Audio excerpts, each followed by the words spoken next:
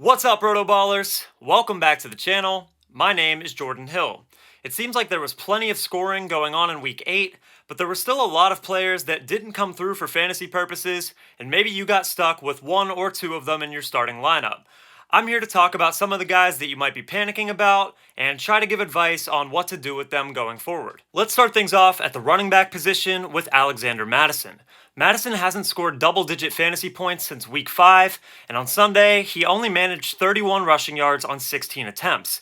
In addition, Cam Akers has been more involved over the past 2 weeks, and even scored a rushing touchdown against the Green Bay Packers. To make matters worse, Kirk Cousins suffered a torn Achilles this week, leaving Jaren Hall and Nick Mullins as the quarterback options currently on the Vikings roster. Maybe Minnesota leans more heavily on their running game because of this, and Mattison is still outsnapping Akers by a large margin, but unless the Vikings make an unforeseen trade or signing at the quarterback position, you gotta think this offense takes an overall dip in efficiency. Mattison will face the Atlanta Falcons and New Orleans Saints over the next 2 weeks, and these are two defenses that rank inside the top 5 against fantasy running backs.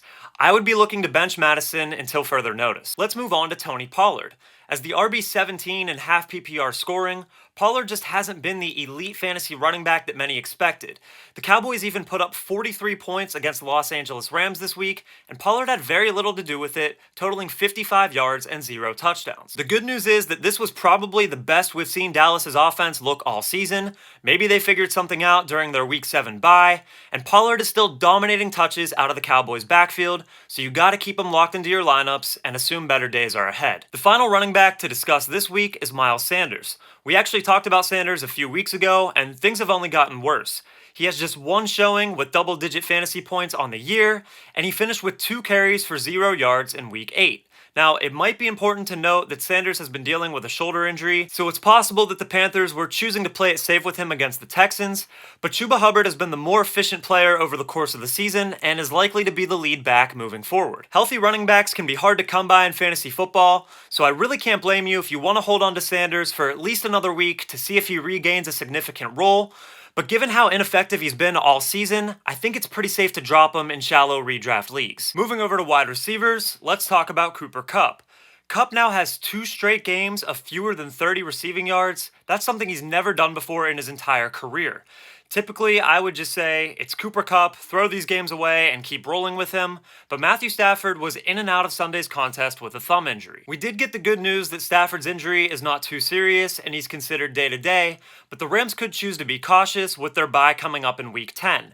If Brett Rypien gets the start in Week 9, I would panic a little bit about Cooper Kupp and Puka Nacua. I definitely don't think you have to bench them against the Packers, but I would view Kupp more along the lines of a fantasy wide receiver 2 and Nacua as a flex option. Next, we have Christian Watson. Watson has been banged up and has done very little this year. He's eclipsed 40 receiving yards just once and has only 1 receiving touchdown as the Packers offense has been struggling as of late.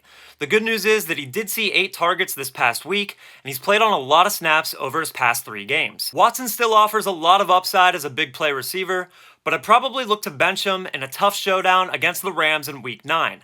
That being said, I'd prefer to hang on to him, as I think he'll be a viable wide receiver 3 or flex play in some enticing matchups against the Steelers and Chargers in Weeks 10 and 11. Finally, we have Texans receivers Nico Collins and Tank Dell.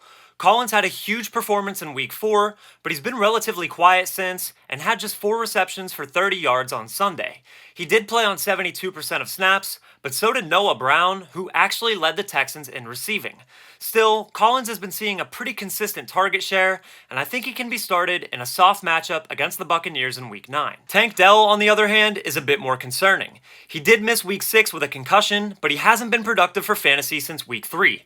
Despite playing on 78% of snaps this week, he managed just 3 receptions for 16 yards. Dell still has a good bit of upside in this offense, so ideally, I would like to stash him on my bench if possible, but you might not have a choice but to drop him if you need to make a waiver claim in a shallow league. Hope you guys enjoyed. Go ahead and leave a comment down below with the players that have you panicked through 8 weeks of the NFL season. Also, please remember to leave a like on the video and subscribe to RotoBaller for all the latest fantasy football content that'll help you win big in 2023. Thanks so much for tuning in, and best of luck in Week 9.